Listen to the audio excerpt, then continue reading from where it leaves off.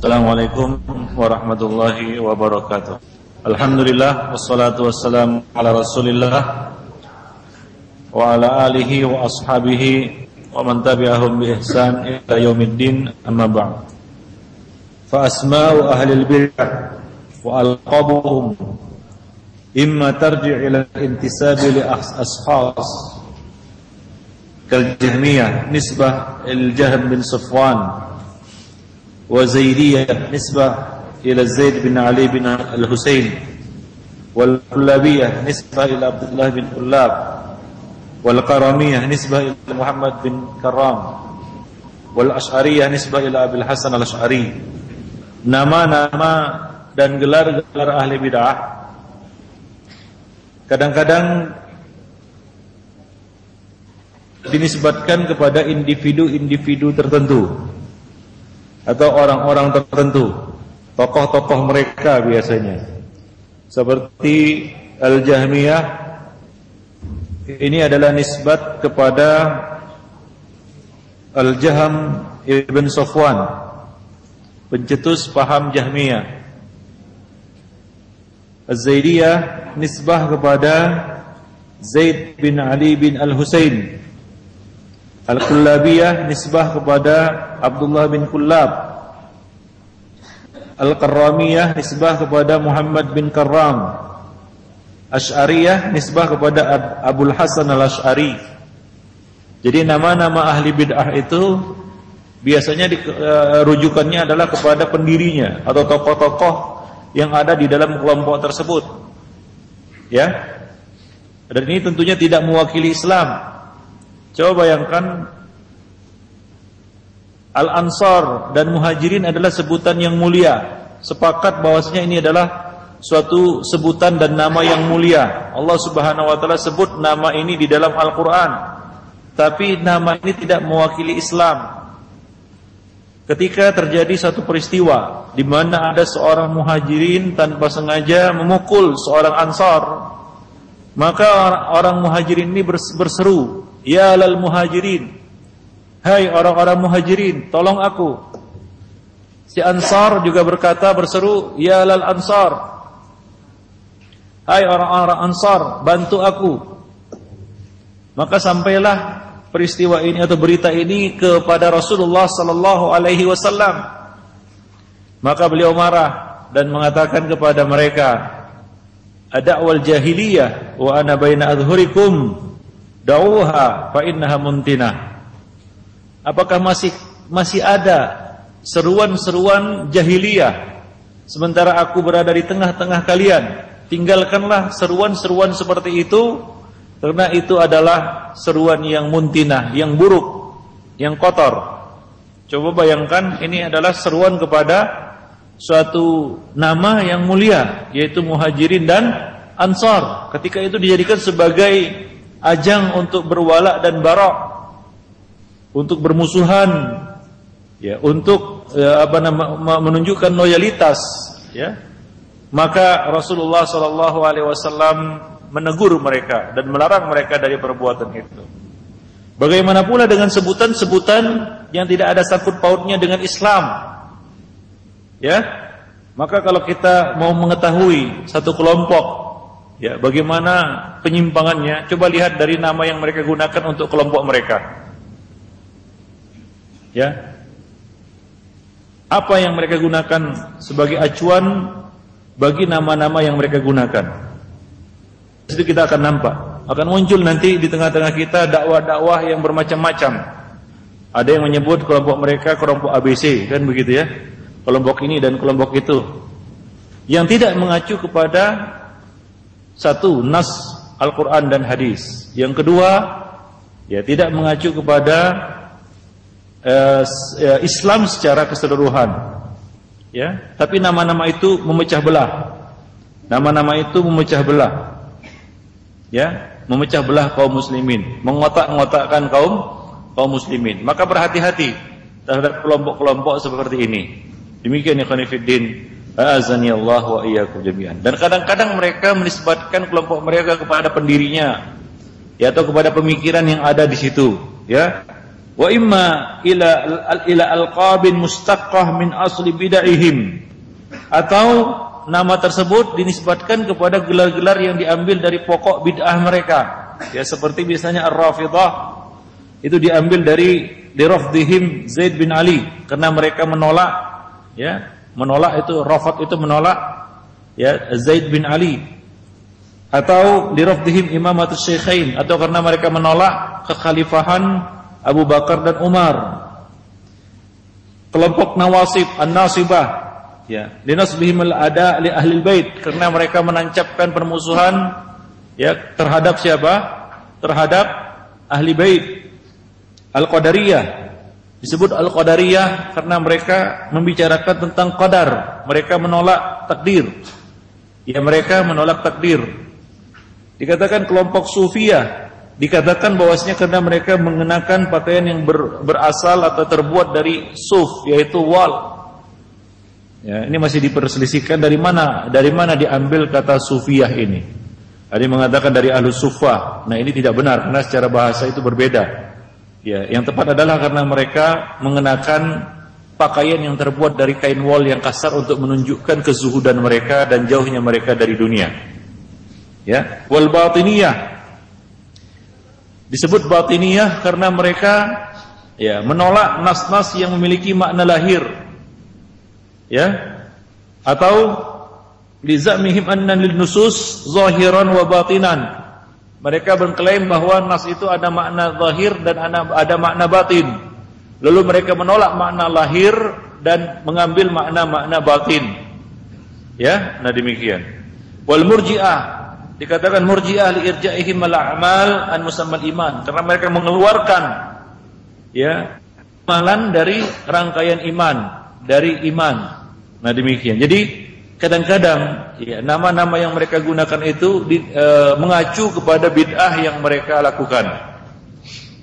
Wa imma anna hadhil alqab tarji'u ila sababi khuruji man tasamma biha an aqidatil muslimin wa jama'atihim, atau, ya, kadang-kadang gelar tersebut muncul karena mereka keluar dari akidah kaum muslimin dan dari jemaah kaum muslimin, seperti Khawarij.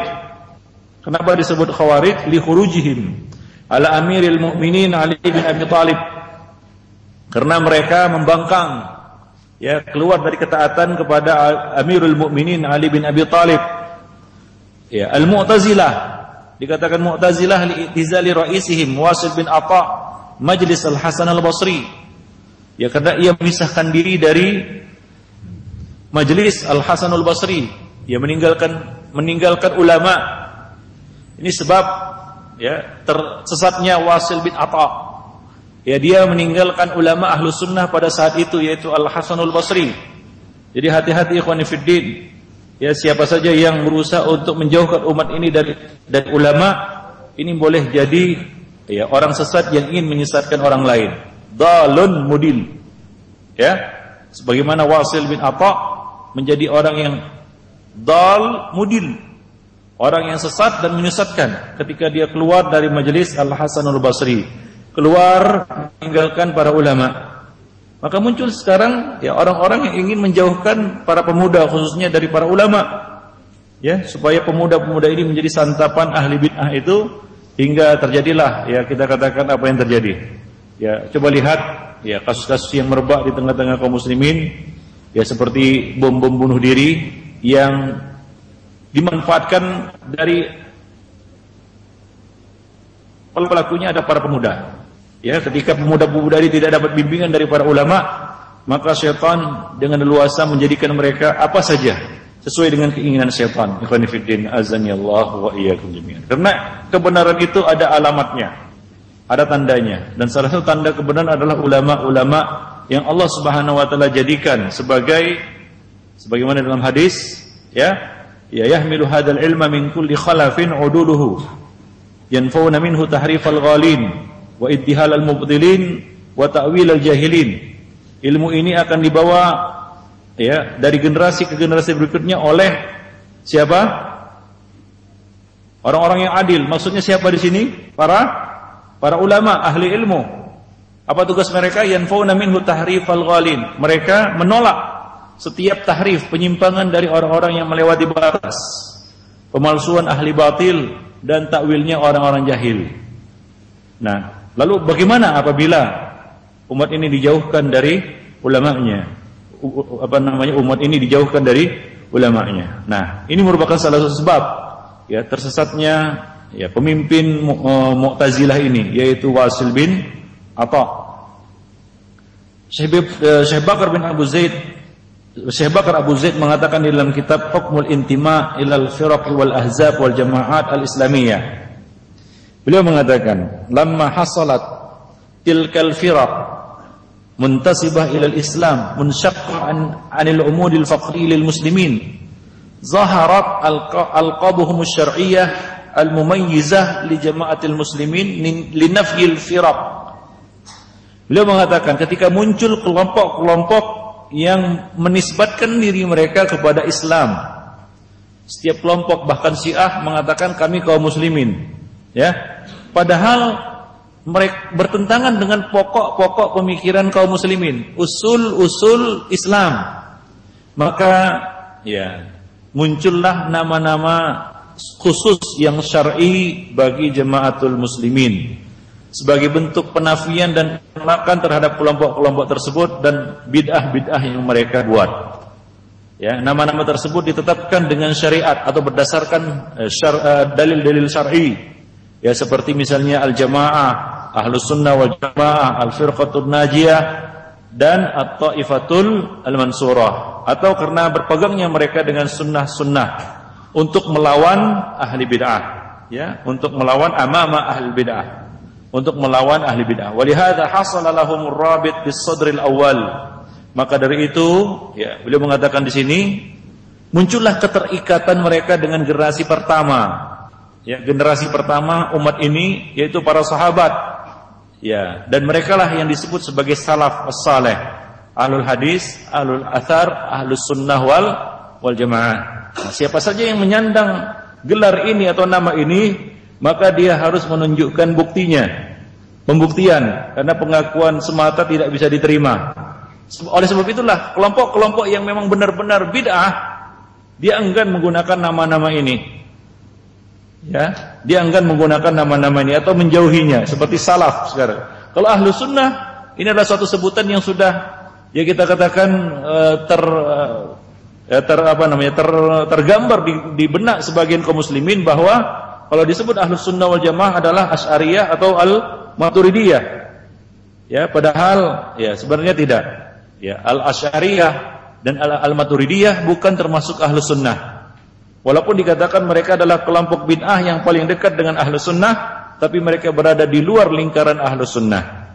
Namun demikianlah, sebutan ini sudah semacam terlanjur tersemat kepada mereka, dan seolah-olah mereka lah yang resmi dikatakan sebagai ahlus sunnah wal jamaah. Sementara imam mereka Abul Hasan al-Asy'ari telah bertaubat dari pemikiran-pemikiran ya Mu'tazilahnya. Dia bertaubat dan rujuk kepada ya manhaj ahlus sunnah wal jamaah. Beliau telah membuat beberapa buku setelah beliau bertaubat. Di antaranya adalah Al-Ibanah an Usulid Diyanah, ya, kemudian Risalah ila Ahli Sagar, dan juga Al-Maqalat Al-Islamiyyin. Nah, di dalam buku-buku tersebut secara jelas beliau menyatakan bahwa beliau bertaubat dari pemikiran-pemikiran Mu'tazilah, Kullabiyah, dan beliau rujuk kepada akidahnya Imam Ahlus Sunnah wal Jamaah, Imam Ahlul Hadis, yaitu Imam Ahmad Ibn Hanbal. Demikian ikhwan fillah rahimani wa rahimakumullah jami'an. Tadi kita sebutkan beberapa ya perbedaan yang sangat mencolok antara nama-nama Ahlus Sunnah dengan nama-nama ahli bid'ah. Ada 6 perbedaan yang disebutkan di sini, kita sebutkan secara ringkas saja. Yang pertama adalah nama-nama tersebut merupakan penisbatan, yaitu nama-nama Ahlus Sunnah merupakan penisbatan yang tidak pernah terpisahkan walaupun sesaat dengan umat Islam, dengan Islam dan kaum muslimin. Seperti Ahlus Sunnah itu identik dengan Islam. Ya, Ahlus Sunnah itu identik dengan Islam. Demikian juga At-Taifatul Mansurah, Al-Firqatul Najiyah, Ahlul Hadis. Nah, jadi itu tidak terpisah dari Islam. Yang kedua, nama-nama tersebut mencakup Islam secara keseluruhan, Al-Quran dan Sunnah, kitaban wa sunnatan. Ia tidak memiliki tendensi khusus yang bertentangan dengan Al-Quran dan As-Sunnah, baik dalam hal pengurangan maupun penambahan. Yang ketiga, bahwa nama-nama tersebut ditetapkan berdasarkan dalil-dalil yang sahih, bukan nama-nama yang muhdas, yang bid'ah, yang tidak ada dan tidak dikenal di kalangan salafus saleh. Yang keempat, bahwa ikatan wala dan bara, loyalitas dan permusuhan pada mereka itu didasarkan pada Islam, tidak berdasarkan pada nama tertentu atau propaganda yang kosong, melainkan hanya berdasarkan Quran dan Sunnah sesuai dengan pemahaman salaf. Maka janganlah jadikan nama yayasan sebagai apa? Sebagai tolak ukur wala dan bara, atau jadi nama Ahlus Sunnah wal Jamaah. Ya, dikatakan kalau sudah pakai nama ini berarti dia Ahlus Sunnah. Nah, ini adalah muhdas. Ikhwani fiddin, azani Allah wa iyyakum jami'an. Ya, demikian juga nama tempat atau nama apa saja selain dari nama-nama yang kita kenal sebagai nama dari nama Ahlus Sunnah wal Jamaah. Nah, kemudian nama-nama tersebut tidak menjadi pendorong bagi mereka untuk fanatik terhadap individu tertentu selain kepada Rasulullah sallallahu alaihi wasallam. Ya, selain kepada Rasulullah sallallahu alaihi wasallam. Jadi tidak mendorong untuk ta'assub ya kepada kelompok tertentu atau komunitas tertentu atau suku tertentu ya atau individu tertentu. Yang keenam, bahwa nama-nama itu tidak mengantar kepada bid'ah dan tidak pula kepada maksiat atau fanatik terhadap individu dan golongan tertentu. Nah, itulah dia nama-nama Ahlus Sunnah yang tentunya berbeda dengan nama-nama ahli bid'ah yang kita sebutkan tadi. Ya, imma ya terkadang yaitu mengacu kepada nama pendirinya atau nama tokohnya, atau kepada bentuk pemikirannya, ya bentuk bid'ahnya, ya atau kepada sebab munculnya bid'ah tersebut. Ya, nah demikian. Baik. Walinasra' fi ta'rif bi musammayat ahli sunnah wal jamaah bil ikhtisar. Nah, berikut ini kita akan sebutkan secara ringkas nama-nama ahlus sunnah tersebut. Nama-nama ahlus sunnah tersebut. Yang pertama tentunya ahlus sunnah wal jamaah. Ini adalah nama yang masyhur. Allati urifa biha ahlus sunnah. Dengan nama ini ahlus sunnah dikenal, ahlus sunnah wal jamaah. Wa huwa yutlaq maqrunan bis sunnah, fayuqal ahlus sunnah wal jamaah. Wa qad yaridu munfaridan, dan kadang-kadang disebutkan secara ringkas atau secara terpisah, yaitu kadang-kadang disebut ahlus sunnah saja atau ahlul jamaah atau al jamaah. Namun ini sangat sedikit ya penggunaan istilah ahlul jamaah atau al jamaah ini sangat sedikit dibandingkan dengan penyandingannya dengan sunnah. Ahlus sunnah itu lebih banyak. Ya, ini muncul sebagai ya kita katakan pembeda dengan ahli bid'ah. Ya, ahli bid'ah dikatakan ahlul bid'ati wal furqah. Karena ciri dari ahli bid'ah ini adalah furqah, perpecahan. Ya, karena apabila seorang itu jatuh dalam bid'ah, maka setiap orang akan mengajak orang lain kepada pemikirannya, kepada pemahamannya. Sementara as-sunnah disifati dengan jamaah. Karena siapa saja yang berada di atas sunnah, maka dia akan berjamaah, artinya akan bersatu di atas sunnah tersebut, ya, di atas pedoman sunnah tersebut, tidak berpecah belah. Karena acuan mereka bukanlah pemahaman orang per orang atau pemahaman individu-individu tertentu, tapi pemahaman yang mengacu kepada generasi terbaik umat ini, yaitu para sahabat ridwanullah taala alaihim ajma'in. Baik. Ibnu Taimiyah mengatakan, fa inna sunnah makrunatun bil jamaah kama al-bid'ah makrunatun bil furqah. Sesungguhnya sunnah itu selalu disertai dengan jamaah, persatuan. Ya, ini merupakan jaminan. Kalau kita ingin bersatu, kalau orang sekarang bercerita, bagaimana kita bisa bersatu? Ya, bagaimana kaum muslimin ini bisa bersatu? Jawabannya adalah dengan rujuk kepada sunnah. Ya, kembali kepada sunnah. Memahami ya Al-Quran dan As-Sunnah dengan pemahaman as-salafus saleh. Itulah jaminan kaum muslimin bersatu padu. Tanpa itu kita akan berpecah belah. Ya, tidak akan mungkin bersatu. Ya, maka coba lihat pemahaman-pemahaman selain dari pemahaman yang benar, yaitu pemahaman salaf. Bagaimana keadaan mereka? Mereka saling berpecah belah satu sama lainnya. Karena masing-masing kelompok akan mengajak kepada pemahamannya, bukan kepada pemahaman generasi salaf, tapi kepada pemahamannya sebagaimana yang dikeluhkan oleh Umar bin Khattab. Ya, kenapa umat ini berpecah belah sementara kitab suci mereka satu? Sebagaimana yang dikatakan oleh jawaban dari Ibnu Umar radhiyallahu anhuma, ya sebabnya adalah nanti akan datang satu kaum yang membaca Al-Quran, yaitu membaca nas-nas dalam Islam ini, baik itu nas Al-Quran maupun As-Sunnah, namun mereka memahaminya menurut persepsi mereka masing-masing. Masing-masing orang mengajak kepada pemahamannya. Kalau sudah demikian, maka manusia pasti terpecah belah. Maka kalau ada yang mengatakan bahwa salaf ini, ya dakwah salaf ini memecah belah umat, maka itu adalah satu tuduhan yang dusta. Ya, itu adalah tuduhan yang keji. Itu adalah perkataan yang keliru. Bahkan sebaliknya, keluar dari manhaj salaf ini adalah jaminan perpecahan. Ya, mengacu kepada manhaj salaf adalah jaminan persatuan. Karena manhaj salaf mengajak kita untuk kembali kepada generasi awal dari umat ini, kepada manhaj yang telah dilalui dan dipegang, pedoman yang telah dilalui dan dipegang oleh generasi terbaik umat ini, yaitu sahabat, tabi'in dan orang-orang yang mengikuti mereka dengan baik sampai hari kemudian kelak. Ini merupakan jaminan persatuan. Nah, jika tidak, maka itu merupakan sebab perpecahan, ikhwan fillah. Fayuqal ahlus sunnah wal jamaah kama yuqal ahlul bid'ati wal furqah. Ya, maka muncullah sebutan ahlus sunnah yang disertai dengan sebutan al jamaah. Ya, sebagaimana bid'ah disebut ahlul bid'ati wal furqah. Ahlul bid'ati wal furqah. Maka dari coba lihat ahlul bid'ah. Ya, mereka berpecah belah, berpuak-puak, dan masing-masing golongan bangga dengan apa yang ada pada mereka.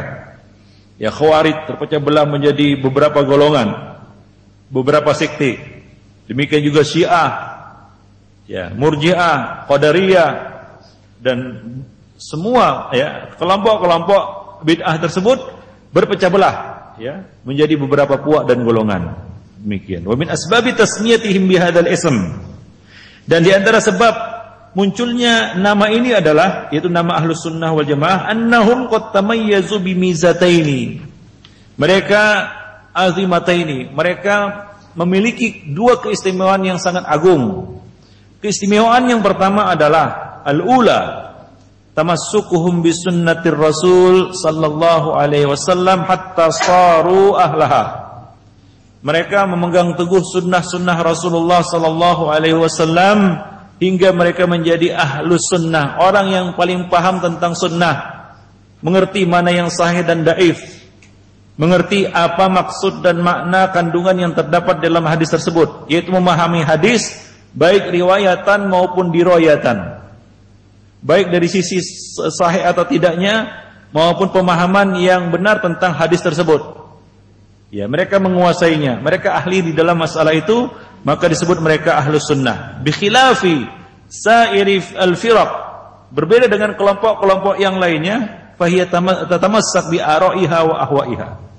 Mereka berpegang teguh dengan pendapat-pendapat pribadi mereka yang tidak dikenal, ya, di kalangan para salafus saleh, di kalangan sahabat tabi'in dan atba'ut tabi'in, pendapat ataupun pandangan ataupun pemikiran yang menyempal, atau berpegang teguh dengan hawa nafsu mereka.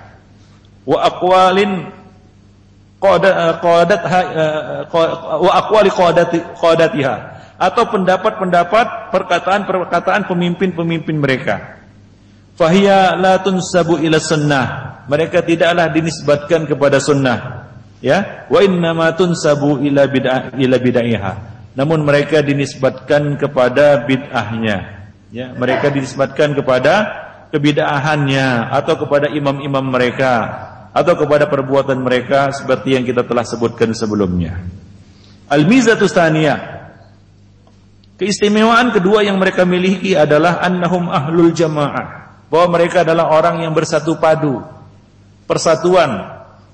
Ya, di kalangan ahlus sunnah itu lebih nyata daripada persatuan semu di kalangan ahli bid'ah, yang Allah Subhanahu wa taala gambarkan mereka itu seperti orang-orang Yahudi, tahsabuhum jami'an wa qulubuhum syatta. Ya, kamu lihat seolah-olah seakan-akan ya mereka itu bersatu, tapi sebenarnya hati mereka bercerai-berai. Coba lihat ahlul bid'ah. Satu kelompok berpandangan bahwa Islam itu akan tegak dengan cara seperti ini. Kelompok yang lain mengatakan tidak. Islam itu akan tegak dengan cara kami. Yang lainnya mengatakan wah, bukan. Islam itu akan tegak dengan cara yang kami jalani. Nampak perpecahan, ya, perbedaan tujuan di antara mereka. Walaupun kelihatannya mereka itu bersatu, ikhwan fillah. Karena yang menjadi acuan bukanlah persatuan badan dan jasad kasar ini. Bukan persatuan jasmani, kita berkumpul-kumpul bersatu di lapangan, mengumpulkan orang di lapangan dalam jumlah yang banyak, bukan itu. Tapi persatuan yang hakiki adalah persatuan hati, persatuan pandangan, persatuan manhaj. Ya, persatuan, ya kita katakan akidah, keyakinan. Ya, itulah jaminan persatuan. Ya. Coba lihat ahli bid'ah. Kelihatannya mereka duduk bersama. Ya, tapi kalau ditanya tentang akidah mereka, tentang Allah Subhanahu wa taala, ya mungkin jawabannya tidak satu. Kalau ditanyalah satu kelompok bid'ah, persatu pertanyaan, di mana Allah? Ini satu jamaah ini, satu kelompok mereka. Satu bid'ah lah kita katakan. Ditanya, yang orang-orang yang satu bid'ah ini, satu pemikiran bid'ah ini, di mana Allah Subhanahu wa taala? Maka jawabannya pun beraneka ragam. Ada yang mengatakan di sini kan begitu ya, ada yang mengatakan di mana-mana, ada yang mengatakan wah enggak tahu kan dia. Macam-macam jawabannya.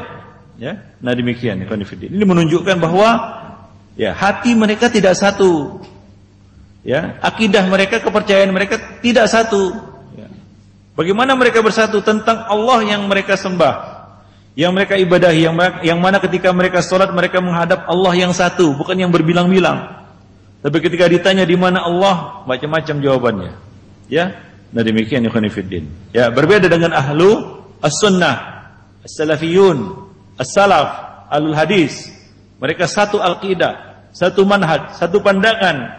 Ya, tidak berbeda-beda. Nah, ini merupakan salah satu keistimewaan ahlus sunnah wal jamaah. Mereka tidak bersatu di atas hawa nafsu. Ya, tapi mereka bersatu di atas al-haq. Ya, di atas kebenaran. Ya, nah demikian. Berbeda dengan ahlu al-ahwa, ahli bid'ah. Mereka bersatu di atas kepentingan dan hawa nafsu. Ya, tidak ada kebenaran yang menyatukan mereka, ikhwani fiddin. Azani Allah wa iyyakum jami'an. Yaqulu Syekhul Islam Ibnu Taimiyah fi ta'rif ahli sunnah. Syekhul Islam Ibnu Taimiyah menjelaskan tentang definisi ahli sunnah. Beliau mengatakan, mereka Ahlus sunnah wal jamaah itu adalah al-mutamassikuna bi kitabillahi wa sunnati rasulih sallallahu alaihi wasallam. Adalah orang-orang yang memegang teguh Al-Qur'an dan sunnah dan apa-apa yang disepakati wa mattafaqa alaihi as-sabiquna al-awwalun minal muhajirin wal ansar wal ladzina ittaba'uuhum bi ihsan. Dan memegang teguh apa-apa yang telah disepakati oleh generasi awal umat ini dari kalangan muhajirin dan ansar serta orang-orang yang mengikuti mereka ya dengan baik sampai hari kemudian. Inilah dia pengertian dari ahlus sunnah wal jamaah. Kemudian nama yang kedua, ahlul hadis. Minal asma'il lati yusamma biha ahlus sunnati wal jamaah ahlul hadis. Di antara nama-nama yang digunakan untuk ahlus sunnah wal jamaah adalah ahlul hadis. Wa hadza yaridu katsiran fi kalami katsirin minal a'immah ka Syekhul Islam Ibnu Taimiyah. Ini adalah nama yang paling banyak digunakan di dalam perkataan ataupun ucapan para imam, di antaranya Syekhul Islam Ibnu Taimiyah dan ahli ilmu yang lainnya, baik sebelum maupun sesudah beliau. Yadhkuruna ahlal hadis wa ahlus sunnah mubayyinina i'tiqadahum. Mereka menyebutkan tentang ahlul hadis, tentang ahlus sunnah dan menyebutkan tentang akidah mereka. Ya, akidah as-salaf ashabul hadis misalnya. Buku yang ditulis oleh As-Sabuni. Ya, akidah salaf ashabul hadis. Jadi nama ini digunakan oleh mereka sebagai judul buku mereka. Judul buku yang ditulis tentang usuluddin, ya. Syarah i'tiqad ahli sunnah wal jamaah. Ya, nah demikian. Wa yufarriquna bainal mustalahaini, dan mereka tidak membedakan antara ahlus sunnah dan ahlul hadis. Bahwa itu adalah sebutan untuk suatu yang sama, dua nama untuk sebutan satu hakikat yang sama, ahlus sunnah dan ahlu al-hadis. Sebagaimana penafsiran Imam Ahmad tentang at-Taifatul Mansurah, ya, dan juga imam-imam yang lainnya. Kalau bukan ahli hadis, maka aku tidak tahu siapa lagi mereka. Ya, dan penukilan-penukilan lainnya dari para imam. Ya, ikhwani fiddin azanillah wa iyyakum jami'an. Al-Imam Musabuni mengatakan di dalam akidahnya, yaitu akidah salaf ashabul hadis, ya, buku beliau, inna ashabal hadis al-mutamassikina bil kitabi wa sunnah hafizahullahu ahya'ahum wa rahima amwatahum. Sesungguhnya ashabul hadis, orang-orang yang berpegang teguh dengan Al-Quran dan As-Sunnah, semoga Allah subhanahu wa ta'ala menjaga yang masih hidup di antara mereka dan merahmati yang sudah wafat dari mereka.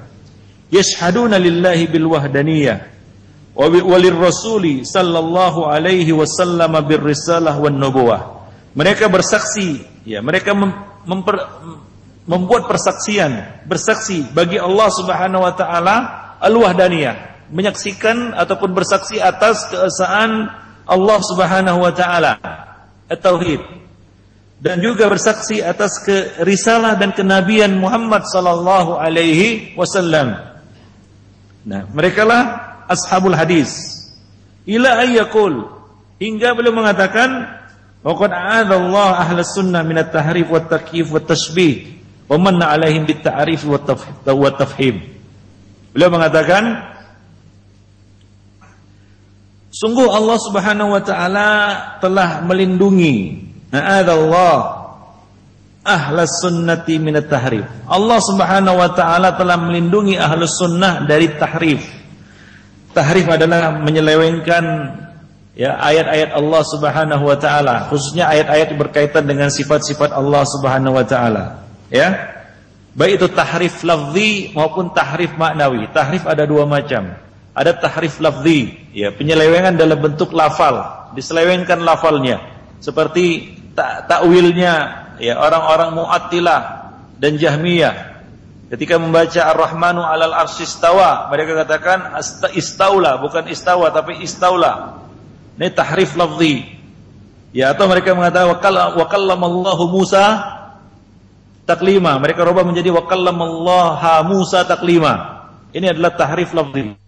Atau tahrif maknawi, maknanya mereka selewengkan. Yadullah, ya, fawqa aydihim. Mereka katakan yadullah bukan yadullah, tangan Allah, tapi apa? Kekuasaan Allah. Ya, jadi mereka tahrif maknanya. Wa takyif, Allah Subhanahu wa taala juga menyelamatkan ahlu sunnah dari takyif, yaitu menyifati sifat Allah, ya, dengan sifat-sifat tertentu, atau, ya, menanyakan tentang kaifiyat sifat Allah Subhanahu wa taala, atau menetapkan kaifiyat sifat Allah Subhanahu wa taala. Dan juga Allah Subhanahu wa taala menyelamatkan ahlus sunnah dari tasbih, yaitu menyerupakan sifat Allah dengan sifat-sifat makhluknya. Wa manna 'alaihim bit ta'rif wat tafhim.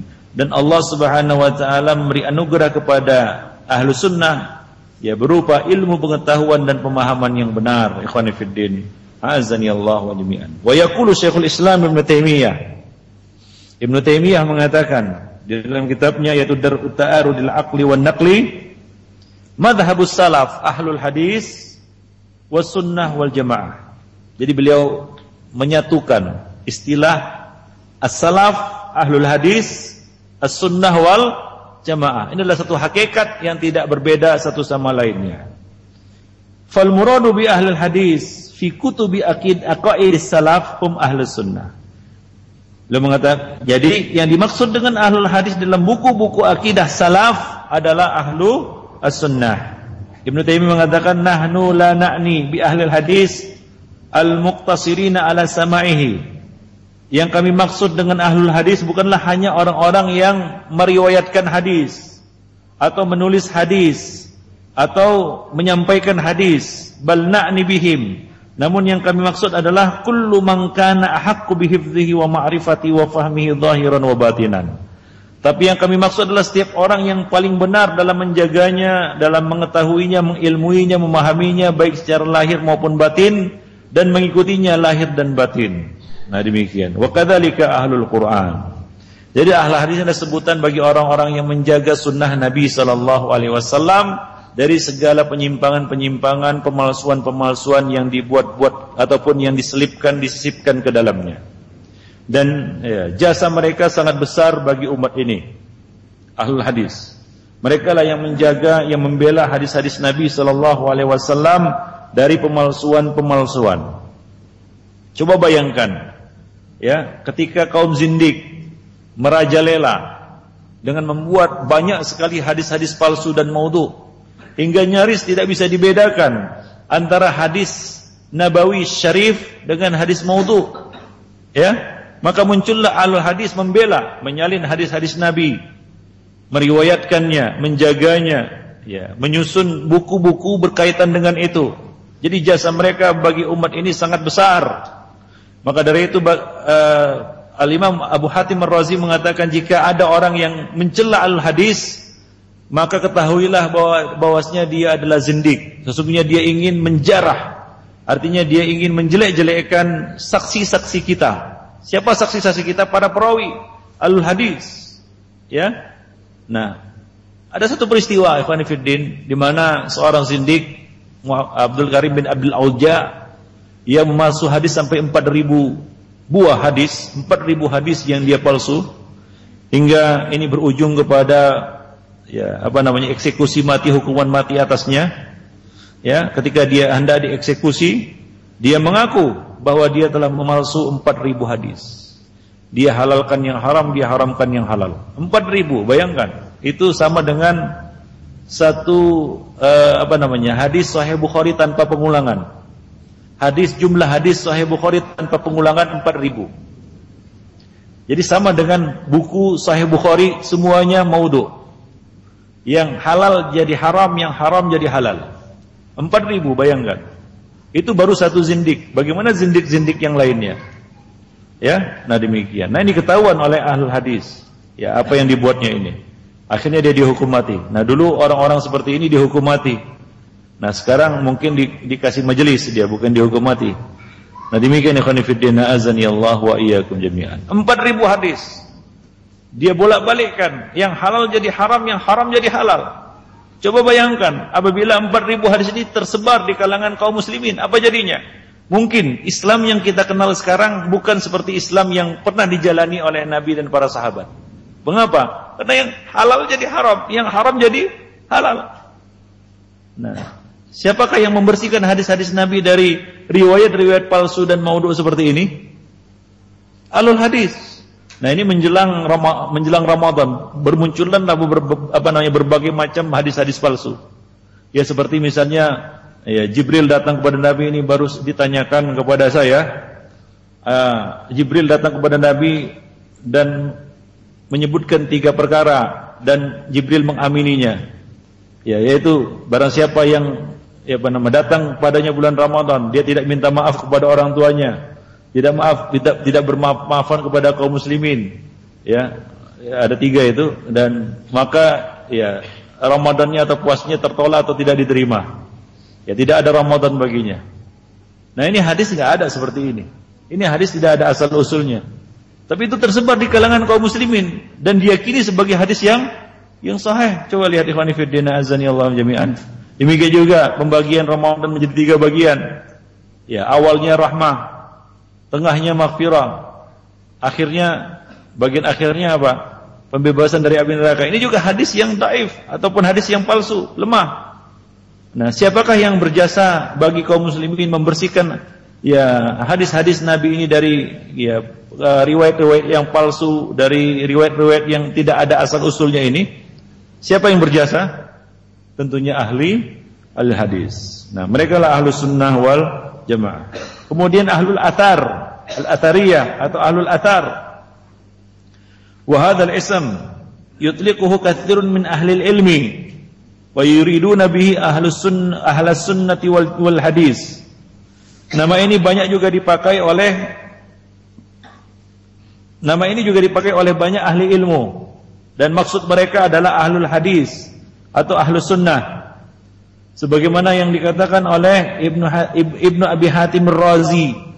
Beliau mengatakan madhabuna wa ikhtiyaruna mazhab yang kami pilih, pendapat yang kami pilih adalah ittiba'u Rasulillah sallallahu alaihi wasallam wa ashabihi wat tabi'in, mengikuti Rasulullah, mengikuti para sahabat dan para tabi'in, wa tamassuk bi madhhabi ahlil athar, dan memegang teguh madhab yaitu manhaj ahlul athar. Jadi beliau menggunakan istilah ahlul athar, misal Abi Abdullah Ahmad ibn Hanbal.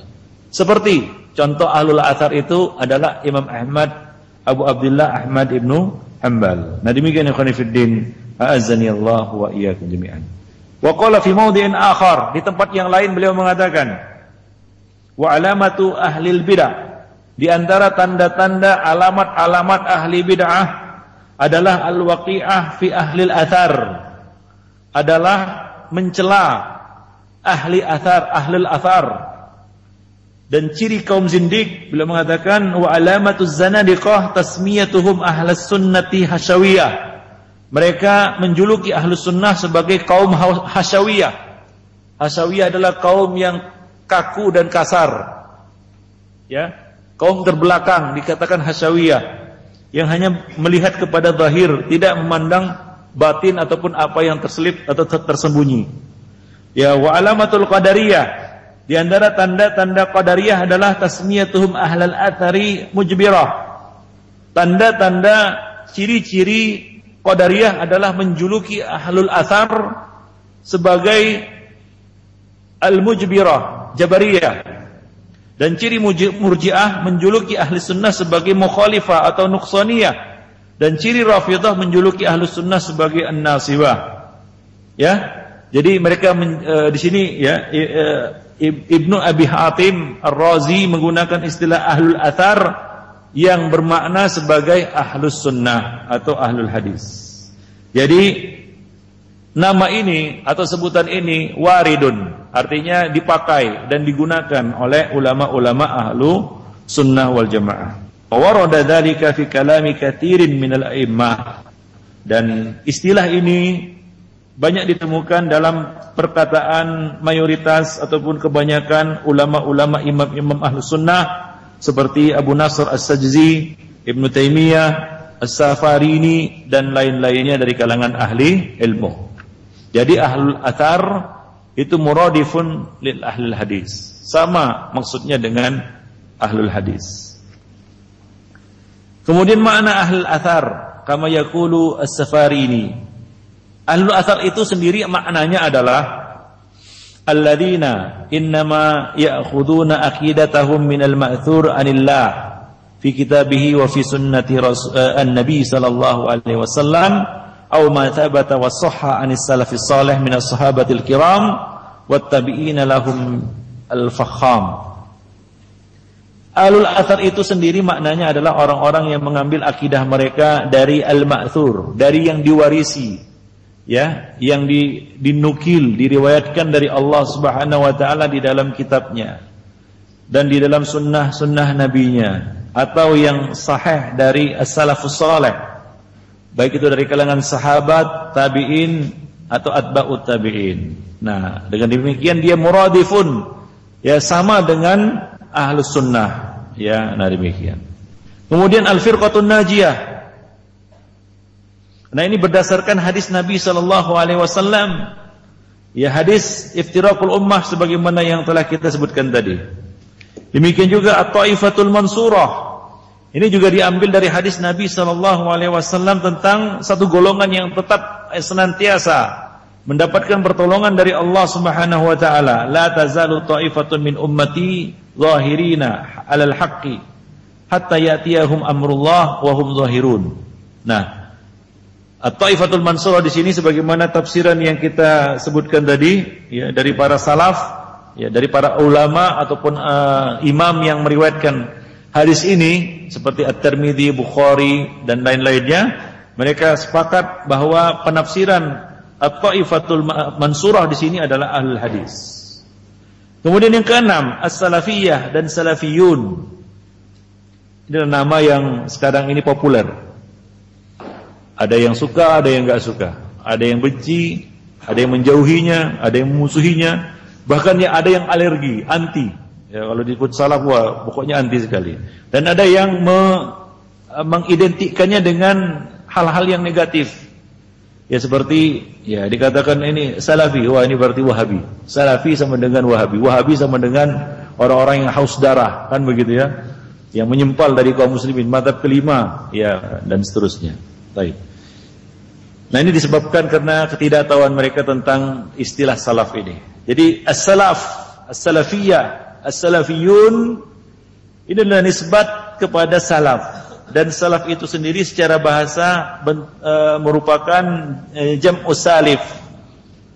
Was-salif al-mutaqaddim, was-salaf al-jamaah al-mutaqaddimun. Jadi secara bahasa salaf itu artinya yang terdahulu, al-mutaqaddim. As-salaf al-jamaah al-mutaqaddimun. Jamaah kelompok yang lebih dulu ada, yang lebih dulu eksis. Di antaranya adalah firman Allah Subhanahu wa taala di dalam kitabnya Surat Zukhruf ayat 56, faja'alnahum salafan wa mathalan lil akhirin. Dan kami jadikan mereka sebagai pendahulu dan contoh bagi orang-orang yang datang kemudian. Ya, pendahulu. Nah, demikianlah makna dari salaf. Jadi salaf itu pendahulu. Kalau dikatakan ana salafi, aku adalah orang yang mengikuti manhaj pendahulu. Akidah mazhab pendahulu. Siapa pendahulu kita? Para sahabat, tabi'in, atba'ut tabi'in, min a'immatid din, ya, ila yaumiddin. Mereka adalah sahabat, tabi'in, tabi'in, dari kalangan a'immatud din, dari kalangan para imam, para ulama, hingga yaumuddin. Ya, mereka adalah silsilah mata rantai yang tidak akan terputus. Sesuai dengan janji Allah Subhanahu wa taala, la tazalu ta'ifatun min ummati. Ini jaminan dari Allah Subhanahu wa taala bahwa yang namanya ahlul haq, ahlus sunnah itu akan tetap ada sampai hari berbangkit. Ya, sampai datang ketentuan Allah Subhanahu wa taala. Al-Baghawi mengatakan di dalam tafsirnya berkaitan dengan ayat tersebut, was-salaf. Jadi salaf itu adalah secara bahasa man taqaddama minal aba' faja'alnahum mutaqaddimin liyatta'iz bihim al-akhirun. Beliau mengatakan dan salaf itu adalah orang yang terdahulu dari kalangan nenek moyang atau pendahulu kita. Maka kami jadikan mereka sebagai pendahulu agar orang-orang yang datang kemudian dapat mengambil pelajaran ibrah dari mereka. Ibnul Athir mengatakan salaful insan man taqaddamahu bil maut min abaihi wa dhawi qarabatihi. Salaf seseorang itu adalah orang yang lebih dulu wafat darinya, dari kalangan nenek moyangnya ataupun karib kerabatnya. Oleh karena itu generasi salaf, walihada summiya as-sadrul awal minat tabi'in as-salafus salih. Maka dari itu generasi awal dari kalangan tabi'in disebut as-salafus salih. Hadza fil lughah. Ini secara bahasa. Jadi orang-orang yang lebih dulu dari kita itu secara bahasa dikatakan salaf. Ya. Maka secara bahasa Jaham bin Safwan, Wasil bin Atha itu salaf secara bahasa. Karena dia lebih dulu ada. Ya, tokoh-tokoh bid'ah itu Abdullah bin Sabah juga salaf, Abu Jahal salaf secara bahasa. Ya, sebagaimana ghuraba, ya, hadis ghuraba tentang ghuraba itu ada dua, ghuraba secara bahasa, ghuraba secara syar'i. Siapa ghuraba secara bahasa? Orang-orang yang buat aneh-aneh. Jadi ghuraba kan begitu. Kalau antum buat aneh-aneh, ya ghuraba, memang aneh secara bahasa. Tapi secara syar'i bukan ghuraba. Karena ghuraba secara syar'i itu adalah sebagaimana disebutkan dalam hadis Nabi sallallahu alaihi wasallam, alladzina yuslihuna idza fasadan nas, yaitu orang-orang yang mengadakan perbaikan di kala manusia rusak. Bukan mengadakan kerusakan di kala manusia baik. Ya, atau dikala manusia rusak, atau di dalam riwayat lain dikatakan alladzina yasluhun idza fasadan nas, yaitu yang tetap mensolehkan dirinya, yaitu tetap menjaga kesolehannya dikala manusia rusak. Ya, di dalam riwayat lain dikatakan an-nuzza' minal qabail, yaitu orang-orang yang menyempal dari kabilahnya, yaitu karena mengikuti apa? Karena mengikuti al-haq. Ikhwani fid din, azani Allah wa iyyakum jami'an. Nah, ini dari sisi bahasa. Salaf itu adalah orang-orang yang lebih dulu ada, yang lebih dulu eksis. Adapun menurut istilah, apa yang dimaksud dengan salafus saleh dan apa manhajnya dalam akidah? Nah, ini akan kita bahas pada fasal berikutnya. Al-maqsud bis salaf. Yang dimaksud dari perkataan as-salaf itu.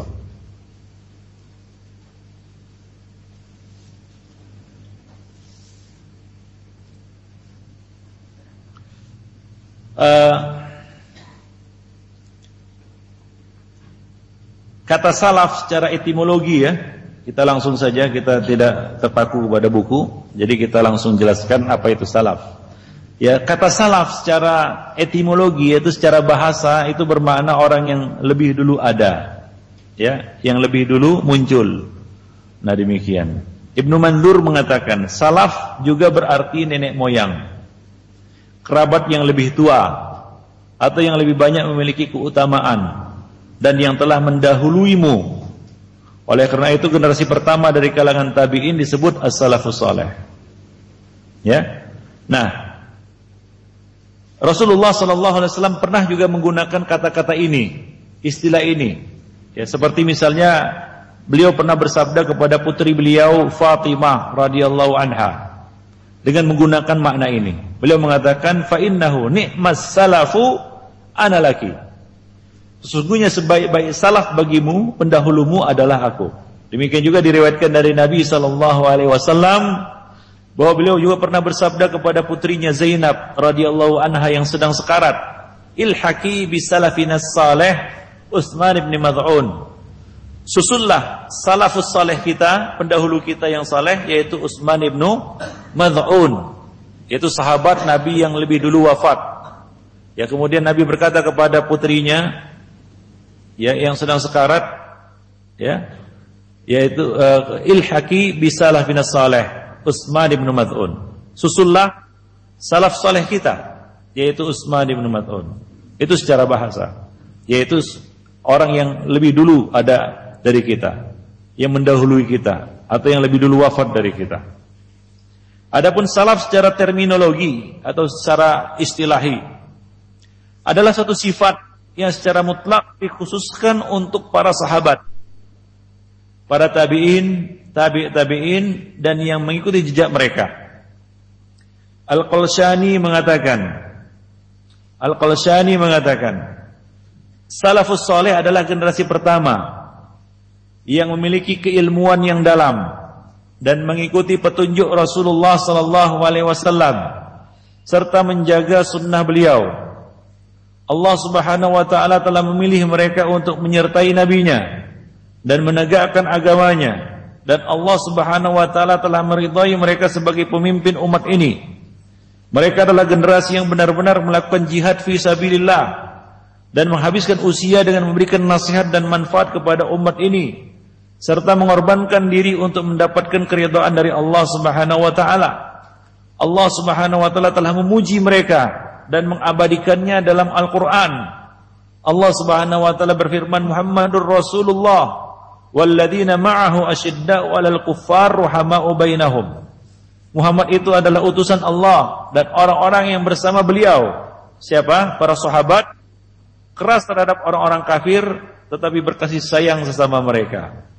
Tarahum ruk'an sujjadan yabtaghuna fadlan minallahi wa ridwan.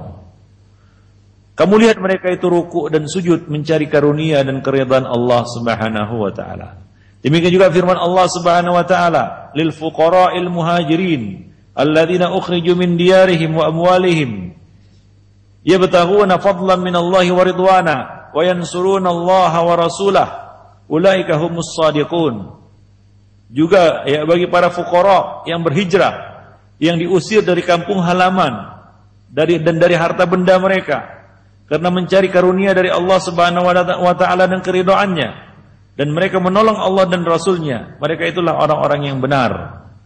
Nah, dalam ayat ini Allah Subhanahu wa taala menyebutkan kaum Muhajirin dan Ansar, kemudian memuji dan meridhai sikap mereka yang mengikuti Rasulullah sallallahu alaihi wasallam. Demikian juga Allah Subhanahu wa taala berfirman, "Wa may yushaqiqir rasul min ba'di ma tabayyana lahul huda wa yattabi' ghayra sabilil mu'minin nuwallihi ma tawalla wa nuslihi jahannam wa sa'at masira." barang siapa yang menentang Rasul sesudah jelas bagi mereka kebenaran dan mengikuti jalan yang bukan jalannya orang-orang yang beriman, maksudnya jalannya para sahabat. Ayat ini dijadikan sebagai dalil oleh sebagian ulama ya atas wajibnya ya memahami Al-Qur'an dan As-Sunnah menurut pemahaman al-mu'minun al-awwalun, yaitu para as-salafus saleh, para sahabat ya, dan kewajiban mengikuti sunnah sahabat ya. Allah Subhanahu wa taala sini mengecam orang-orang yang mengikuti selain jalannya para sahabat, wa yattabi' ghaira sabilil mu'minin. Maka ancaman yang ditujukan terhadap mereka adalah nuwallihi ma tawalla. Kami biarkan dia leluasa dalam kesesatan yang telah menguasainya, yaitu kami biarkan dia sesat. Nah, ini merupakan akibat dari menentang Rasul dan tidak mengikuti manhaj para sahabat. Ya, tidak memahami Quran dan Sunnah menurut pemahaman mereka. Allah Subhanahu wa taala mengatakan kami biarkan dia ya di atas kesesatannya. Allah Subhanahu wa taala tidak akan menunjukinya jalan kepada hidayah, kepada sunnah. Kemudian kami masukkan dia ke dalam neraka jahanam, dan jahanam itu adalah seburuk-buruk tempat kembali. Jadi akibatnya dunia dan akhirat. Di dunia kami biarkan dia terus sesat. Ya, di akhirat kami masukkan dia ke dalam neraka jahanam, dan itu adalah seburuk-buruk tempat kembali. Oleh karena itu wajib hukumnya mengikuti apa yang telah mereka bawa dan beramal dengan amalan yang mereka kerjakan, serta mohonkan ampunan untuk mereka. Ya, karena Allah Subhanahu wa taala berfirman, "Walladzina ja'u min ba'dihim yaquluna rabbana ighfir lana wa li ikhwanina alladziina sabaquna bil iman." Mendoakan para sahabat. Maka dari itu kita dilarang untuk mencampuri perselisihan yang terjadi di kalangan sahabat. Ya, kemudian mencela salah satu dari mereka, salah satu kelompok dari mereka. Ya, perselisihan yang terjadi di tengah-tengah mereka itu adalah disebabkan karena ijtihad ya yang mereka buat atau yang mereka keluarkan. Yang benar dapat 2 pahala, yang salah dapat 1 pahala. Ya, kita tidak boleh mencampurinya dan tidak boleh berkomentar jelek terhadap para sahabat ridwanullahi taala alaihim ajmain. Karena itu akan menggiring kita kepada bid'ah yang telah kita katakan yang telah menimpa kelompok-kelompok bid'ah terdahulu. Ya, seperti An-Nawasib yang membenci ahli bait, ataupun Syiah Rafidah yang membenci ataupun bahkan mengkafirkan hampir seluruh sahabat. Mereka mengatakan seluruh sahabat kafir kecuali 3 orang, ada yang mengatakan 6 orang.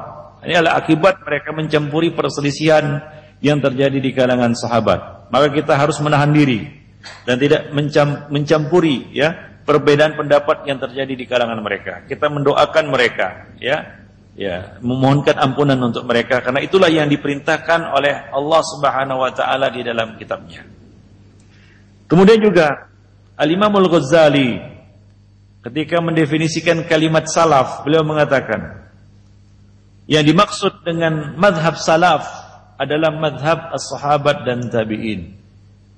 Demikian juga Al-Baijuri, dia mengatakan yang dimaksud dengan para salaf adalah para nabi, sahabat, tabi'in, tabi'in yang telah terdahulu. Ya, nah demikian ya konfident. Nah di sini beliau mengatakan waqala al-Imam As-Safarini, Al-Imam As-Safarini mengatakan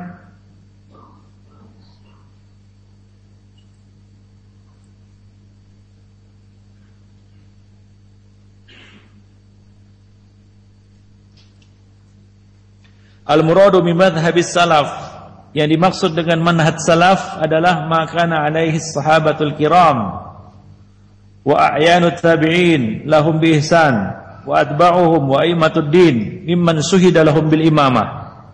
Yang dimaksud dengan madhab salaf ataupun manhaj salaf adalah apa yang dianut oleh para sahabat yang mulia, semoga Allah meridhai mereka semua. Wa ayanut tabi'in, dan para tabi'in yang mengikuti mereka dengan baik. At-tabi'ina lahum bi ihsan wa atba'uhum wa aimatud din. Demikian juga para tabi'ut tabi'in dan para imam agama ini yang telah disepakati keilmuannya. Mimman suhida lahu bil imamah wa urifa 'azama sa'nihi fid din, dan telah dikenal kedudukannya di dalam agama. Wa talaqqan nas kalamahum khalafan an salafin duna man rumiya bi bid'atin. Ya, dan dikenal kedudukannya dalam agama, yaitu dikenal sebagai imam kaum muslimin, ya, serta orang-orang mengambil ucapannya, perkataannya, pendapatnya. Ya. Kemudian bukan orang yang dituduh dengan kebid'ahan atau dikenal ya dengan kebid'ahannya, au suhira bil laqabin ghaira murdin, atau dikenal dengan gelaran yang tidak baik atau gelaran yang buruk, tidak pantas, seperti al-khawarij, Ar-Rawafid, Al-Qadariyah, Al-Murji'ah, Al-Jabariyah, Al-Jahmiyah, Al-Mu'tazilah, Al-Qarramiyah, wa nahwa haula, dan orang-orang sejenisnya. Jadi artinya bukanlah orang yang tertuduh dengan bid'ah. Nah, mereka lah ya yang dimaksud dengan as-salaf. Mereka lah salaf. Oleh sebab itu, ikhwani fiddin, azanillahu wa iyyakum jami'an, ketika Al-Imam Al-Lalikai menulis kitabnya yaitu Syarah I'tiqad Ahli Sunnah wal Jamaah, ketika beliau ingin menjelaskan siapa itu salaf, beliau menyebutkan para sahabat, nama-nama sahabat. Mayoritas nama-nama sahabat beliau sebutkan. Setelah itu beliau menyebutkan nama-nama ulama-ulama dari kalangan tabi'in. Setelah itu beliau menyebutkan nama-nama ulama-ulama dari kalangan tabi'ut tabi'in sampai zaman beliau. Sampai zaman beliau. Oleh karena itu Abdullah bin Mubarak ketika ditanya siapa jamaah, siapa itu Ahlus Sunnah wal Jamaah, maka beliau menjawab Abu Bakar dan Umar. Si penanya mengatakan Abu Bakar dan Umar sudah mati, sudah wafat. Maka beliau menyebutkan ulama dari kalangan tabi'in, fulan dan fulan. Si penanya mengatakan lagi, si fulan dan fulan juga sudah wafat. Maka beliau menyebutkan ulama dari kalangan tabi'ut tabi'in. Lalu dia mengatakan, penanya mengatakan si fulan dan fulan itu juga sudah wafat. Akhirnya beliau mengatakan Abu Hamzah As-Sukkari jamaah. Abu Hamzah As-Sukkari adalah salah seorang ulama Ahlus Sunnah pada zaman beliau. Ya, jadi demikianlah silsilah ulama-ulama Ahlus Sunnah dari zaman ke zaman, yang mana mereka ini merupakan panutan bagi umat yang lainnya, bagi kaum muslimin. Itu akan tetap ada sebagaimana janji Allah Subhanahu wa taala melalui lisan Rasulnya. Ya, la tazalu ta'ifatun min ummati. Mereka adalah ahlul hadis. Demikian juga sabda Nabi sallallahu alaihi wasallam, yahmilu hadzal ilma min kulli khalafin uduluhu. Jadi ini merupakan silsilah emas yang tidak akan terputus. Jaminan dari Allah bahwa mereka akan senantiasa ada di setiap zaman. Ya, sampai nanti Allah Subhanahu wa taala ya menurunkan perintahnya, yaitu mewafatkan semua orang yang ada di dalam hatinya sebesar biji dzarrah dari keimanan. Itu angin yang berhembus ya dengan halus dan mencabut semua jiwa yang ada di dalamnya sebesar biji dzarrah dari keimanan. Nah, demikian ikhwan fillah rahimani wa rahimakumullah jami'an. Nah, kemudian jadi istilah salaf ataupun salafi, salafiyun adalah istilah yang warid, yang sah dan boleh digunakan. Ya, boleh digunakan. Ya, para salaf juga menggunakan istilah itu. Ya, para salaf juga menggunakan istilah salafi. Sebagaimana ya dinukil dari Al-Imam Ad-Daruqutni. Ya, Al-Imam Ad-Daruqutni menggunakan istilah ini, yaitu istilah salafi. Ya, demikian juga Al-Auza'i. Al-Auza'i mengatakan ya, teguhlah di atas sunnah. Ya, waqif haitsu waqafal qaum, berhentilah di tempat mereka berhenti. Ya, dan ucapkanlah seperti apa yang mereka ucapkan, dan tinggalkanlah apa yang mereka tinggalkan, dan tempuhlah wasluk salafakas saleh, dan tempuhlah, ikutilah jalan salafus salehmu. Ya, karena cukup bagi kamu apa yang cukup untuk mereka. Nah, demikian. Jadi beliau menggunakan istilah salaf atau salafi, madhab salaf. Demikian juga ya Al-Imam Ad-Daruqutni. Ya, Al-Imam Ad-Daruqutni menggunakan istilah ini. Ya, sebagaimana yang dinukil oleh Al-Imam Al-Hafiz Ad-Dhahabi. Beliau menukil perkataan Al-Hafiz Ad-Daruqutni. Ya. Beliau mengatakan, sesuatu yang paling aku benci adalah ilmu kalam, yaitu ilmu filsafat. Kemudian Ad-Dhahabi mengatakan, beliau berkata, beliau Ad-Daruqutni tidak pernah mempelajari, tidak pernah berjidal, dan tidak pernah mendalami ilmu kalam. Ya. Bahkan beliau adalah seorang salafi. Bal kana salafiyan. Bahkan beliau adalah seorang salafi. Jadi ini adalah suatu istilah yang dipakai oleh para ulama. Di antaranya Az-Zahabi, beliau sebutkan sifat ini untuk Al-Imam Ad-Daruqutni. Ya. Jadi intinya istilah salaf atau salafi adalah istilah yang warid.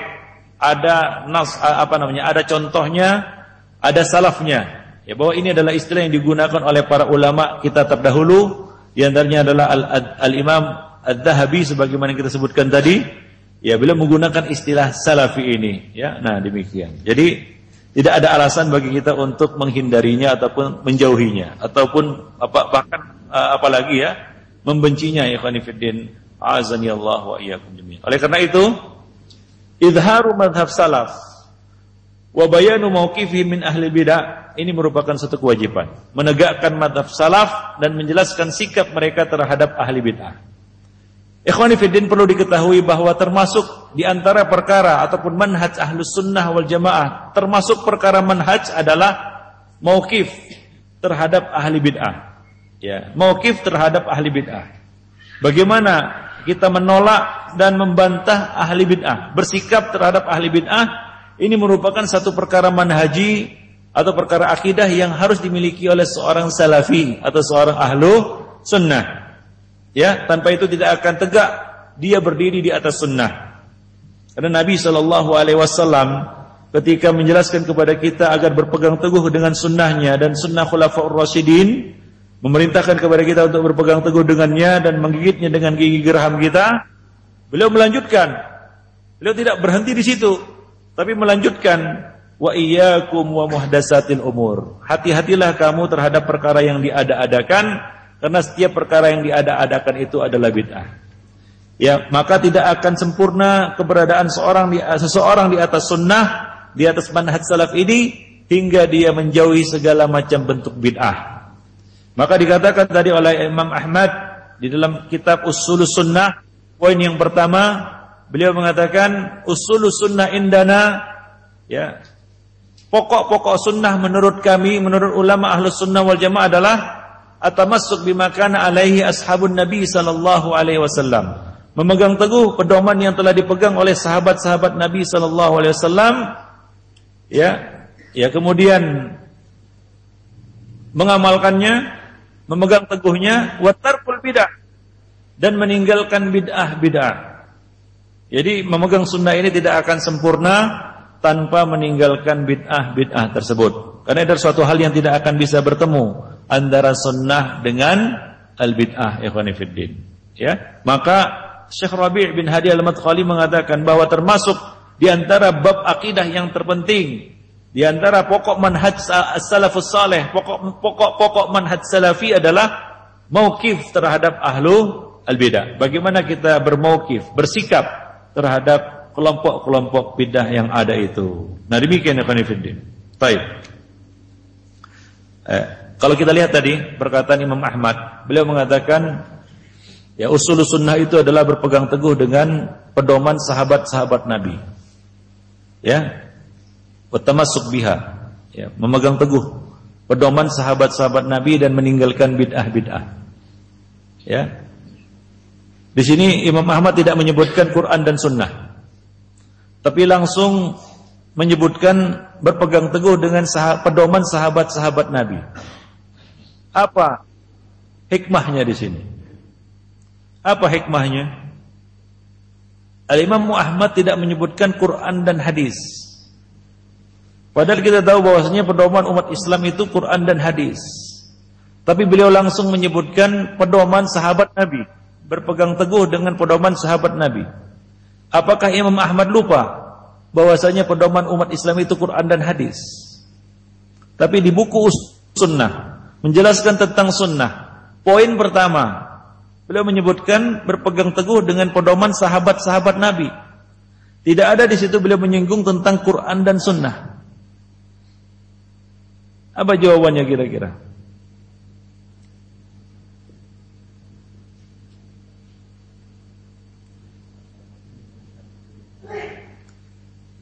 Jawabannya, ikhwani fiddin, orang yang berpegang teguh dengan Quran dan Sunnah belum tentu dia berpegang teguh dengan pedoman sahabat. Tapi orang yang berpegang teguh dengan pedoman sahabat, berpegang teguh dengan manhaj sahabat, pemahaman mereka, ini sudah pasti akan berpegang teguh dengan Quran dan Sunnah. Karena pedoman sahabat Nabi tidak lain dan tidak bukan adalah Quran dan hadis.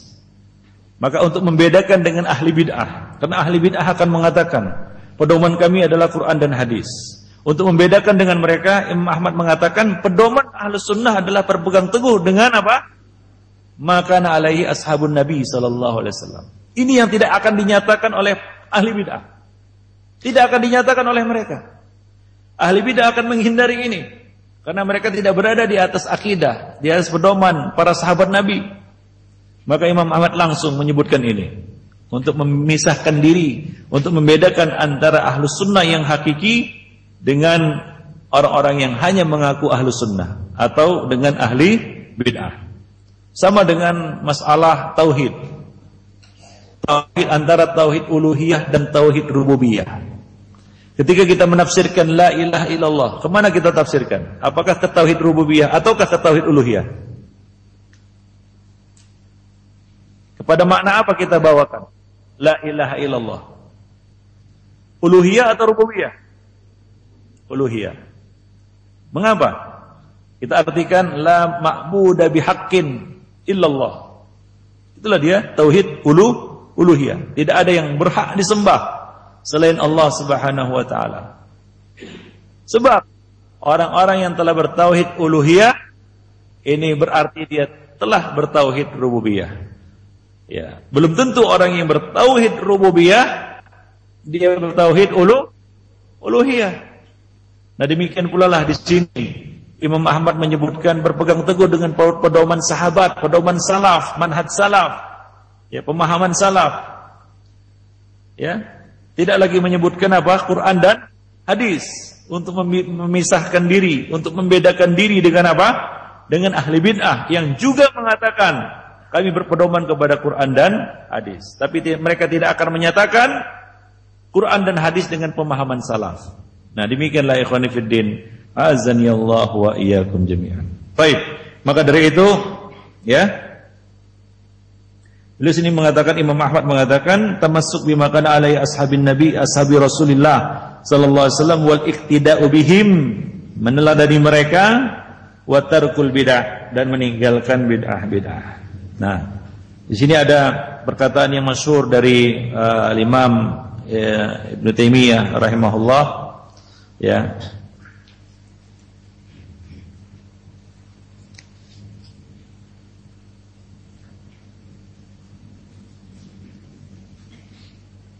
Atau perkataan dari Al-Imam Ibnu Abil Izz Al-Hanafi, pensyarah Al-Aqidah At-Tahawiyah,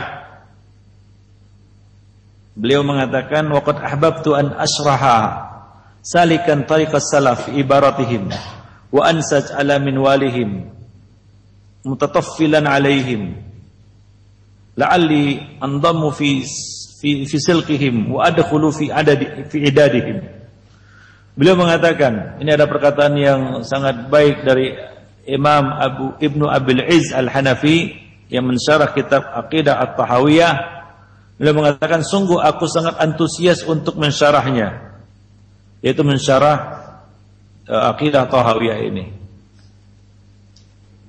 agar aku bisa menempuh metode salaf dalam ungkapan-ungkapan mereka. Kemudian aku rangkai di atas metode mereka untuk meniru sikap mereka. Semoga aku dapat berjalan di atas jalan mereka dan termasuk dalam golongan mereka. Ya, termasuk dalam golongan mereka.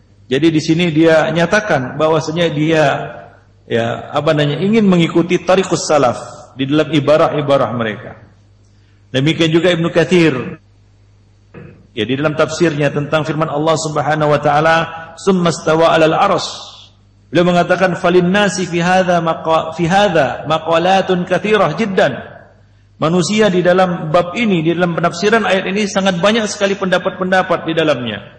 Laisa hadza mawdi'u basriha. Bukan di sini tempat untuk menjelaskannya panjang lebar. Wa innama yuslaku fi hadzal maqam madhhab as-salafus salih. Namun di dalam bab ini Di dalam menafsirkan ayat ini kita harus mengikuti madhab salafus salih, yaitu Malik, Al-Auza'i, Al-Thawri, Al-Lais bin Sa'ad, Al-Syafi'i, Ahmad bin Hanbal, Ishaq bin Rahuya, dan beliau menyebutkan beberapa nama-nama ulama-ulama Ahlus Sunnah yang lainnya. Nah, demikian ikhwan fillah, azani Allah wa jami'an. Nah, jadi intinya ikhwan fillah, ya, istilah salaf itu adalah istilah yang warid, yang ada dasarnya, ya, bukan suatu yang mengada-ngada, ada dalilnya, ya, dan juga ya dipakai oleh para ulama kita, ulama Ahlus Sunnah wal Jamaah. Jadi tidak mengapa kita menggunakan istilah ini. Ya, tidak ada celah dan tidak ada aib bagi kita untuk memunculkannya dan bahkan untuk mempopulerkannya, ya, dan menyatakan diri di atas manhaj salafus salih ini, atau di atas manhaj salafi ini. Ya, karena itu adalah suatu hal yang ya kita katakan wajib bagi kita. Ya, kalaulah kita ditanya misalnya, ya, misalnya kita ditanya, kamu salafi atau bukan salafi? Apa jawaban kita? Kamu salafi atau bukan? Apa jawaban kita? Hah? Atau itu bukan jawaban, ya. Atau hidah mengatakan, wah saya muslim saja, ya. Ini makom kita ditanya tentang identitas, kamu salafi atau bukan? Ya, insyaallah. Maka kita jawab, saya adalah salafi. Sebagaimana Al-Imam Adz-Dzahabi menyatakan bahwa Ad-Daruqutni bukanlah orang yang mengikuti ilmu filsafat, mempelajari ilmu filsafat dan berjidal tentang atau mengikuti manhaj ahli filsafat. Tapi beliau adalah seorang wakana salafiyan. Beliau adalah seorang salafi. Jadi tidak mengapa kita menggunakan istilah ini. Ya. Kemudian kalau ada yang mengatakan, ini apakah kamu merasa yang paling benar? Merasa diri yang paling benar? Apa jawaban kita? Karena orang-orang akan mengatakan, kalian salafiyin ini menganggap diri kalian paling benar. Ya kan? Macam kalian aja yang paling benar, macam kalian aja masuk surga katanya, kan begitu. Ini kadang-kadang syubhat ini. Ya bingung juga kita jawabnya. Apa jawaban kita?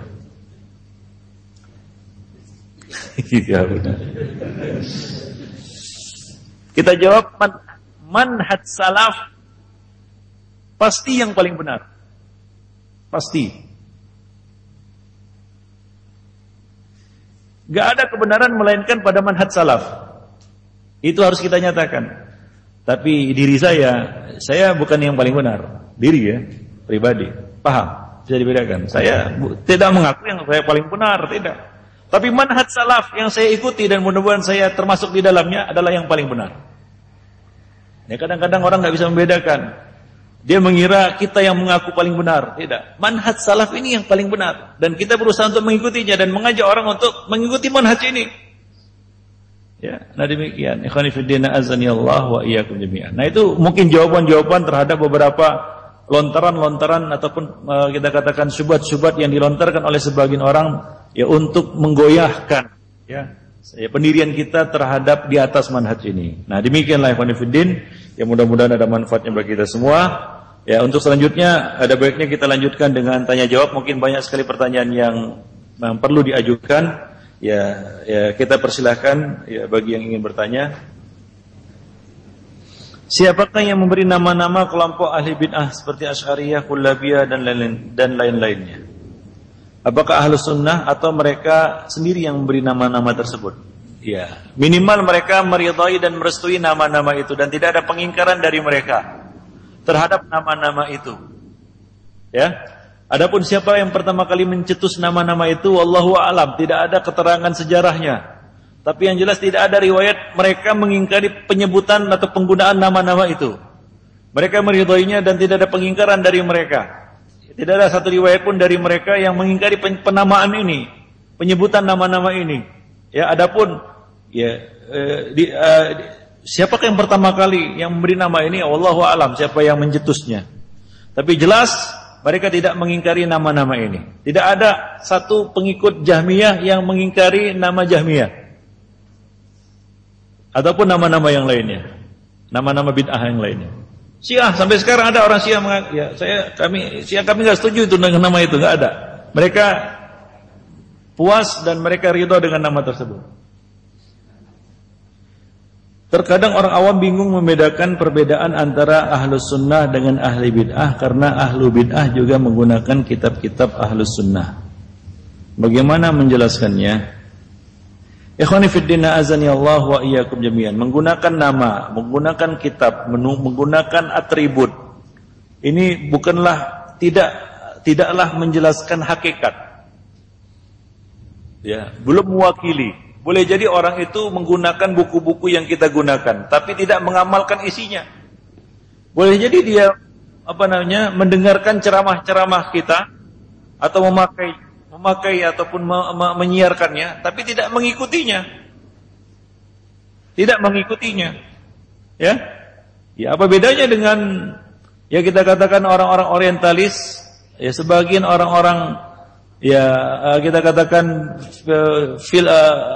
filsafat ataupun sekarang ini orang-orang jemaah Islam liberal itu yang juga membaca buku-buku Ibnu Taimiyah. Bahkan dikatakan tokoh mereka itu melahap habis semua buku-buku Ibnu Taimiyah. Apakah dia jadi salafi dengan itu? Tentu tidak. Jadi kita tetap melihat hakikat yang ada pada mereka, kenyataan yang ada pada mereka, sikap, perkataan dan apa yang muncul dari mereka. Wallahu a'lam bishawab.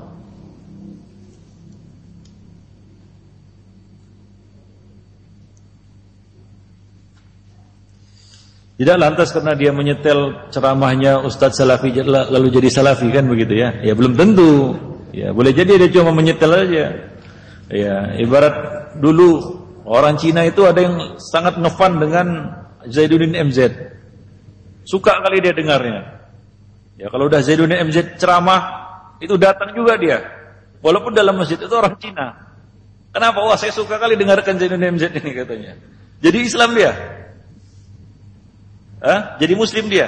Belum tentu kan begitu ya. Selama dia tidak bersyahadat, tidak membuktikan keislamannya dengan menyatakan syahadat la ilaha illallah Muhammadur Rasulullah, dia belum menjadi seorang Muslim.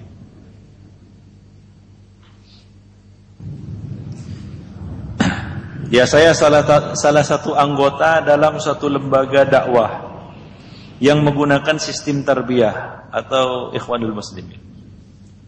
Alhamdulillah Allah kemudian mengenalkan saya kepada manhaj salaf. Karena saya sudah lebih dulu menjadi anggota lembaga dakwah tersebut, apa yang harus saya lakukan? Dan dalam lembaga itu masih banyak yang belum mengenal manhaj salaf. Yang harus dilakukan adalah amar ma'ruf nahi munkar. At-tawasi bil haqqi was-sabri wal marhamati. Ya, mengajak mereka ya kepada manhaj salaf dan meninggalkan apa yang mereka anut selama ini. Itu kewajiban kita yang telah mendapat hidayah, mengetahui jalan yang benar, yaitu mendakwahkan manusia kepada manhaj ini, mengajak mereka kepada manhaj ini dengan cara yang baik, dengan cara yang hikmah, dan dengan mau'izatul hasanah, dengan pengajaran yang baik. Ya, demikian. Kalau ternyata tidak bisa dan itu bisa membahayakan dan memudaratkan diri kita, maka tidak ada jalan lain selain meninggalkannya. Wallahu a'lam bishawab. Manhaj salaf adalah pemersatu umat. Tapi dalam aplikasinya sekarang yang mengaku salafiyin saling tahdir, saling mengeluarkan dari salafi. Gimana? Kenapa ini terjadi? Ya, itu adalah takdir Allah Subhanahu wa taala. Pertama, ikhwani fiddin, ya, saya sebutkan hadis Nabi sallallahu alaihi wasallam bahwa syaitan qad ya'isa ayyubad. Ya, syaitan itu sudah berputus asa untuk disembah oleh manusia. Tapi syaitan tidak berputus asa untuk melakukan tahris bainakum, yaitu perpecahan, permusuhan di antara kamu. Jelas ini adalah tipu daya syaitan. Ya, perselisihan yang terjadi di kalangan salafiyin ini tidak terlepas dari makar syaitan atau tipu daya syaitan. Ya, sebenarnya ikhwani fiddin, ya, di dalam bab ini, ya, tidaklah kita katakan bahwa di antara akibat mengikuti manhaj salaf adalah berpecah. Karena manhaj salaf itu tidak mengajak orang untuk berpecah belah, tapi mengajak manusia untuk rujuk kepada qala Allah wa qala Rasul. Wa idza tanaza'tum fi syai'in farudduhu ila Allahi war Rasul. Itulah manhaj salaf. Apabila kamu berbeda pendapat tentang satu permasalahan, maka kembalikanlah kepada Allah dan Rasulnya.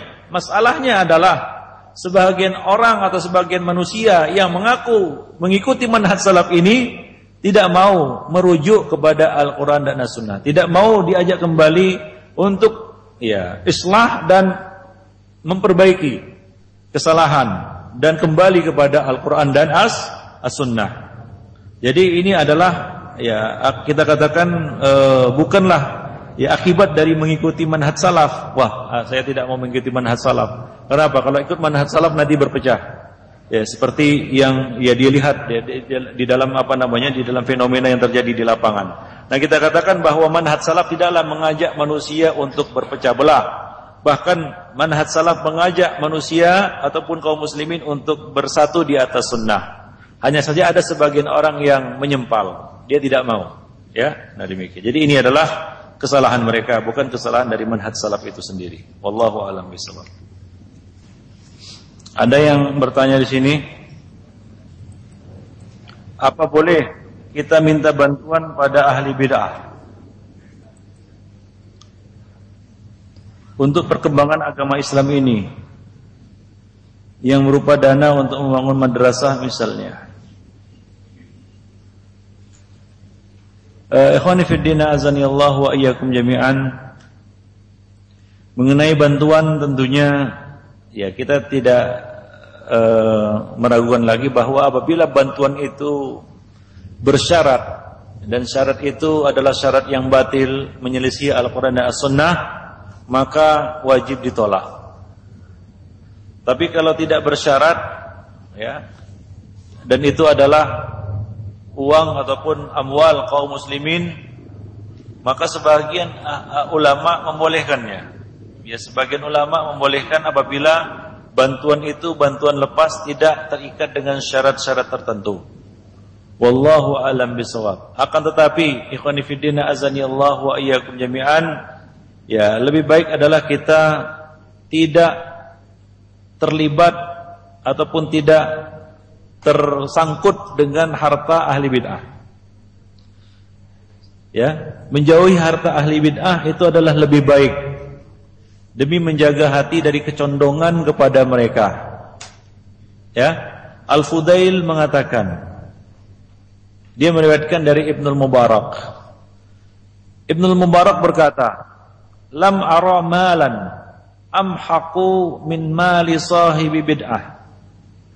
Aku melihat tidak ada harta yang amhaq, jauh dari berkah, yang lebih jauh dari berkah daripada harta ahli bid'ah. Beliau mengatakan, beliau berdoa, Allahumma la taj'al li sahibi bid'atin indi yadan fayuhibbuhu qalbi. Ya Allah, janganlah jadikan bagi ahli bid'ah itu jasa ataupun bantuan di sisiku, bantuan kepadaku yang menyebabkan hatiku menyukainya, yang membuat hatiku menyukainya. Nah, ini doa dari Abdullah ibn Mubarak. Abdullah ibn Mubarak. Jadi yang terbaik adalah menjauhi diri kita dari harta ahli bid'ah ini untuk menjaga hati dari kecondongan kita kepada mereka. Karena kalau sudah kita katakan termakan budi dan jasa, nah ini kadang-kadang lisan pun terbungkam, mulut pun terbungkam, dan hati pun lambat laun menyukai dan membenarkan bid'ah yang mereka buat. Nah demikian. Jadi yang terbaik adalah menghindarinya. Sebagian ulama membolehkan jika pemberian itu, bantuan itu tidak bersyarat. Tapi kalau bersyarat, maka lebih baik meninggalkannya. Dan kalau itu syarat itu adalah syarat yang batil, menyelisih Al-Quran dan As-Sunnah, maka wajib untuk ditolak. Wallahu a'lam bishawab. Ada kelompok yang beribadah menggunakan dalil kiasan. Contohnya, ibadah zikir jamaah dan ibadah doa di kubur. Bagaimana cara membantahnya? Dan bisakah kelompok tersebut disebut kelompok bid'ah? Apakah Ahlus Sunnah juga menggunakan kias? Iya, Ahlus Sunnah juga menggunakan kias, tapi indat darurah, pada saat darurat. Ya, Imam Syafi'i mengatakan tidak boleh menggunakan kias kecuali pada saat darurat. Maksudnya darurat di sini adalah ketiadaan nas. Tidak ada nas. Dan di dalam ibadah-ibadah yang sifatnya ghairu ma'qulil makna, tidak ada kias. Ya, tidak ada kias. Kias itu adalah pada perkara-perkara agama yang masuk dalamnya illat. Karena kias itu harus berdasarkan illat. Dan kebanyakan ibadah-ibadah itu masuk dalam golongan ghairu ma'qulil makna. Artinya adalah tidak ada illat di dalamnya, maka tidak bisa dikias. Nah di sini ya, ibadah zikir jamaah dan ibadah doa di kubur dikiaskan. Ya misalnya dengan ya apa namanya nggak tahu di sini kiasnya bagaimana. Ya maka ini tentunya ini adalah satu yang batil. Ya tidak benar. Ya ini adalah penggunaan kias yang tidak pada tempatnya atau kias ya disebut juga kias fasid. Ya, kias fasid, kias yang rusak, kias yang tidak berdasar. Ya, ini masalah. Sebagian orang ya latah, ya kemudian menggunakan istilah ini, yaitu kias tanpa pengetahuan dan dia tidak tahu bagaimana kedudukan kias dan bagaimana mengkias, apa saja rukunnya, apa saja syarat-syaratnya dia tidak tahu. Yang penting dia pakai kias. Nah ini adalah musibah. Jadi hendaknya orang yang tidak mengerti, ya hendaknya tidak melakukan yang namanya jahil murakkab, yaitu ya merasa tahu sesuatu yang dia tidak tahu sebenarnya. Nah demikian. Termasuk juga di dalam kias ini. Sebagian orang mencoba untuk berkias, padahal dia tidak mengerti apa itu kias, apa saja rukun-rukunnya, apa saja syarat-syaratnya dan bagaimana caranya. Ya. Nah demikian. Ini adalah satu yang batil. Ya tidak benar. Ikhwani fiddin, azanillahu wa iyyakum. Wallahu a'lam bishawab. Nah demikianlah pertemuan kita pada hari ini ya. Ya mudah-mudahan ini bermanfaat bagi kita ya dan bagi saya khususnya. Aku qouli hadza astaghfirullah li wa lakum muslimin. Yang benar datangnya dari Allah Subhanahu wa taala dan yang salah dari saya dan dari syaitan. Kalau ada kata-kata yang salah ya jangan mohon dimaafkan dan jangan disimpan di dalam hati. Ya, mudah-mudahan Allah Subhanahu wa taala merahmati kita semua. Subhanakallah bihamdik, asyhadu an la ilaha illa ant wa astaghfiruka wa atubu ilaik.